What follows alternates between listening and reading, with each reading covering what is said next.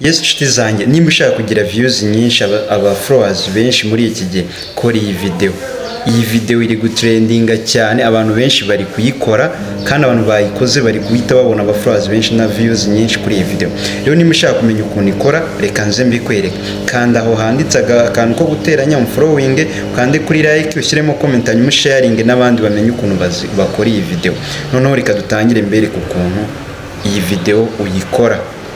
Iyi video rero kanda kuri akantu ko guteranya ubona muri screen yawe hano, nurangiza uzukande hano ku masegonda 15. Okay, mara kuhakanda uzukande hano handitse effects,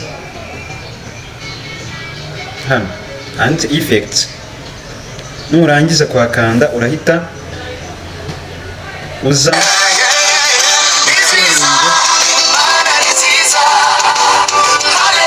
usuringe gutya.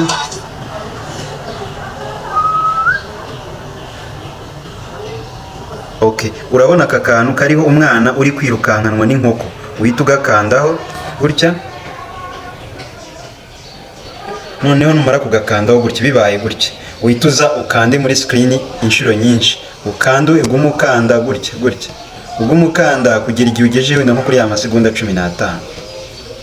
Noneho kugira ngo bifate nka video hano wari uri gucekinga, kanda hano kuri utangire gufata video hano kuri iki kintu cy'umutuku gutya, hanyuma utangire ufate video, ugume ukanda gutya, umukanda gutya gutya, hanyuma aya masegonda ube urayafashe. Nurangiza kandi kuri akantu ko kanuze ubundi utangira. Urabona ko tayari video twayikoze, nurangiza uhite uya-uploading. Iyi video iraguha views nyinshi kubera ko niyo video igezweho muri iyi minsi. Wicikwa, yikore, followinga, usharinge ku bandi hanyuma nabo bibonere ama views.